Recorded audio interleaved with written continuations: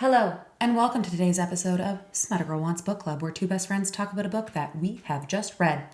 I'm Kabriel. And I am TJ, and today we will be talking about Gild, book 1 of the Plated Prisoner series, written by Raven Kennedy.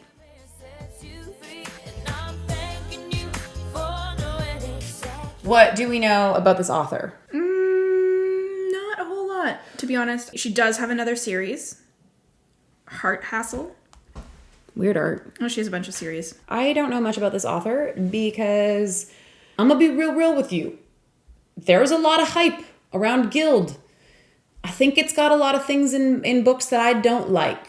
So I didn't look into Raven Kennedy very much because I didn't like the book. I would say this is a book where you need to check your triggers. Yes. This book definitely has some trigger warnings in the non-consent department. Yes. Be aware of yourself. Be aware of what you do and do not want to read. Yes. Let's get into it. The Fae abandoned this world to us, and the ones with power rule. Gold. Gold floors, gold walls, gold furniture, gold clothes. In Highbell, in the castle built into the frozen mountains, everything is made of gold. Even me. King Midas rescued me, dug me out of the slums, and placed me on a pedestal. I'm called his precious, his favored. I'm the woman he gold-touched to show everyone that I belong to him. To show how powerful he is, he gave me protection, and I gave him my heart. And even though I don't leave the confines of the palace, I'm safe until a war comes to the kingdom and a deal is struck. Suddenly, my trust is broken, my love is challenged, and I realize that everything I thought I knew about Midas might be wrong. Because these bars I'm kept in, no matter how gilded, are still just a cage. But the monsters on the other side make me wish I'd never left. Please note, this book contains explicit content and darker elements including mature language, violence, and rape.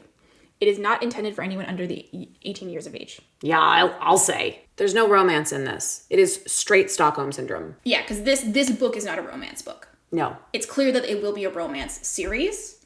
I will say, what I've read about this book is that the main character apparently has an incredible arc. Oh, good. Apparently. Oh, good. That's good. So, that's I look forward to her healing. yet to be determined. Girl is traumatized, for sure. Think it'll wait? It would take a miracle. Okay, so first things first, how did we come across this book? Gild came out in 2020. Did it really? Yes. I talked about it already, but anytime I looked up romantasy books to add to my to be read list, it was TBR. It's always one of the ones that people are talking about. Yeah, it is a highly recommended book. I don't think I've ever heard anyone say Gild is amazing. I've heard people say I love the Plated Prisoner series. Is it a complete series? Yeah.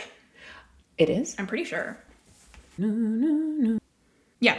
6 book is the last. So it is 6 books. And it's out? That 6th book is out? Yeah. I have heard that the last 2 books are okay, and that the other, the first 4, let's say, are quite good. I've heard the first 2 could be 1. Our recommendation for this book comes with a caveat, you need to read the rest. I get a lot on Instagram of people being like, if you like this book, you will like Gild. I think judging this series from the first book is not a fair thing to do. I just think it's leaving a lot unexplored. And I think it's the same as, a TV series where the first episode is horrific or something. And yeah, but that's the whole point of a pilot episode. Oh yeah, for sure. Is it's got to hook you. I'm not sure if this book hooked me. First things first, we're going to talk about character. On a scale of 1 to 5, how much did we like the characters written on the page? I would say that this one's a hard one to judge. Okay. I would say probably a 2 or 3, with the understanding that Oren is a clearly traumatized, clearly going through some Stockholm Syndrome, been brainwashed. There's a lot going on with her, so I don't think it's hard to criticize her because you're criticizing someone who's traumatized. Everyone else, pretty much every other character I did not like. Yeah. But I also don't think I'm meant to. I think the reader is meant to see this and say you're clearly being abused. So I think by rating this 2, I didn't like them, but I think that's the point. That's a fair point, actually. I will give you that. In that case, I would probably give them a 2 or a 3 as well. Yeah. Because I agree, I didn't really like the characters, but it's not because they were poorly written. This book focuses a lot on Oren and her shitty captors, and you know what? They're shitty. Yeah. So I don't like reading about them. Did we love Sale? Yes. Did we love that Digby? dynamic? Yes. Those 2 dynamics were truly the only bits of sunshine. Yeah. And I loved it. Did we hate the term saddle? Oh my god, it was awful. I think if you're a woman who's been abused before, I think this would be a really hard book to read. Yeah, there is some real, how would you word it? Women are treated like objects in this book a lot. Actually, some guys too. People are treated like property. It is not thinly veiled who the villain is meant to be. No. Look, we know. We know. Yes, I can see it being frustrating to read because, come on, obviously this is what's going on. It's definitely dark. I wasn't expecting. I think that's hanging us up a little bit. I think we're really caught up in how dark the series was, and I think that you and I do not normally read books this dark, and it's really thrown us for a bit of a loop. Because often I'll read the trigger warnings, and it's not normally that bad. I just skip right through them because I usually don't think about it, and I realized this was not a big one, or this was not a good one for me. How did you feel about the physicality of the characters? Ugh! Let's talk about the ribbons. Couldn't get into it. I couldn't get into it. Okay. We were sending pictures about, like, how do you picture the ribbons? Her being gold was really hard for me. Levels of shine varied for me. Yeah. A lot of the time I would picture her as, like, a golden toned, like, skin tone. Yeah, but no, it's, like, shiny. No, she's gold. I didn't like it. I kept defaulting to picturing her as, like, a fleshy person. She has ribbons that are coming from her back that she can sort of control. But do they go this way? Do they go like along? I think they go down the spine. At one point it's mentioned down the spine. I'm pretty sure. I pictured them like a cape for a while. Yeah. I got lost because I thought that there was only like, let's say, I don't know, 12. And then she's like, there's 24. There's a ton of them coming out of there. Doesn't really describe them specifically at the beginning. Yeah. I thought they were fleshy, and that was really gross to me. I got really nervous throughout the book that someone was going to try and like cut one of them. Yeah. But again, I was picturing like 24 tendrils of flesh. Me too.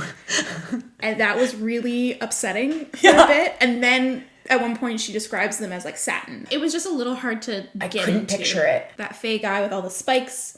It was just a little hard. That one I could picture better, but I think it's because I imagine his spikes as armor. He has spikes like over his eye. I know, and I kind of like it. It's very Fey. Cruel Prince, they really lean into like the Fey being quite weird looking. So to me, it's just like really cool armor in my mind's eye. Yeah. And then I'm sure in the future we're going to see him sans clothing because he happens to be the only kind of like dark and mysterious one. I think then it will maybe be a little bit weirder to me. Yeah. But I'm trying to... I just really... The ribbons like picturing it in my... It was really hard. Yeah, I didn't like it. It was really hard for me. Let's talk about blush factor. Can I give it a 0? I was going to give it a 0 too. This one, I don't think that was the point of this one. No. It is a romance series. This was not a romance book. It would have been actually really odd if there was a cute moment. Yeah. There is a little bit of romance between Oren and Midas, but it's so not believable because we are looking at it from an outside perspective, and I think every single person reading the book is going, this is so unhealthy. Yes, it's meant to make you uncomfortable. Blush is a solid 0. Yes. Okay, let's talk about the Scoville Scale. On a scale of 1 to 5, how spicy is this book? This is also a hard one to judge because... Can we give it a 0? It starts right out the gate with, an orgy. There are like explicit scenes in this book. This is a fair, I think you're onto something here. Thank you. Yes, there are explicit moments happening in this book that I would feel uncomfortable reading on like the subway. Yeah. It's not. I was reading it on the subway and I kept being like, don't look over here. But it's not. Don't look at me. Spicy. Yeah, I think because it honestly lacks the blush factor. Yeah. The spicy scenes kind of read more as plot than they do as actual spice. Yeah. It'd be like a scene taking place in a brothel. I think all in, there's probably like 3-ish sex scenes. 2 of which are non-consensual. Yes. One is a little bit more of a professional nature, aka Saddles and the person who owns them. And one is of a straight up... Yes, there is a non-consensual I mean, it's very non-consensual. And it is explicit. It is very detailed, and that was very uncomfortable. I've heard the second book is a lot better. I've heard it's a lot more consensual. I can't, in all honesty, recommend a second book if I'm not willing to recommend the first book. I am curious. There were a few things at the very end. I don't want to spoil them, but a few things happened at the end where I had questions that I would like to get answered. Questions that need answering. Yes. Last thing I want to say on the Scoville department, as far as my actual rating, I'm going to give it a 1 because there was one consensual scene. At the very beginning. No, Oh. not with the saddles. She and Midas do bone near the beginning. Oh, right. Yeah, you're right. So she's in love with Midas, and they do have one scene. They say that they're both feeling like she's like, oh my god, I love him. So it gets a 1. Plot. Plot. How do we rate it? This is my tone through the whole thing. I think it's hard to rate plot because I think it's very much the beginning of a story. I think it's really hard to rate it as a standalone book because It feels like the first part of a 2-part book, at least. It feels like an intro. Yes. It's very short, really easy to read. Very, very short. So I think it's really hard to say how much I liked it. I think there was a lot that made me uncomfortable. Mm-hmm. And I think if I were recommending this, I think I would give this book with trigger warnings. And I think I would say I've heard that it's something that you need to like really get through. Mm-hmm. So it's really hard to say. I don't know what number to give it. If I had to do it as one book, I would probably say like a 2. Yeah. But I would say that's not fair to the author or the book. I would agree with that. I feel like the author has a lot of potential insofar as it's a cool idea. Yeah. You've got a retelling of King Midas. As a standalone book, it's a little weak. Yeah. And I think she also gets older as the books go on, like the actual author. I think she develops her own writing style. That's what I've heard, is that she progresses as an author through this series. I mean, there's 6 of them, so that makes sense. That makes sense. There was a point where it was kind of losing me. And then some stuff happened, and I was like, I've got questions. I think she is necessary to be around Midas for his power to work. I think so too. Like, there's something going on. Like, I'm wondering if he has any power at all. Yeah. Especially with what happens with the captain. Yes. There is no way she's not part of the reason he's so wealthy. She needs to keep it under wraps. Wrapped in a ribbon. A little fleshy ribbon.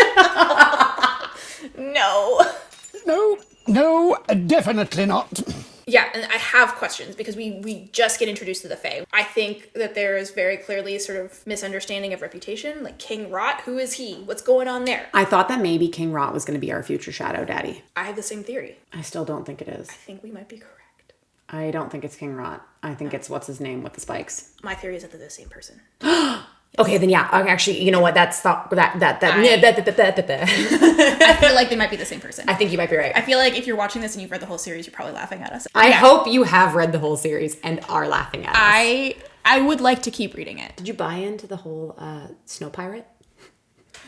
That was really hard to get behind. I liked it, but I thought it was a little goofy. It was the whole... It's an avalanche. No, it's snow pirates. And I was like, snow pirates? They're in the middle of the mountains. Nope, I didn't guess snow pirates. It just kind of like came out of nowhere. Yeah. It was just snow pirates. Okay. Snow pirates. I had a really hard time, actually. How did you picture the cage? Because that was like...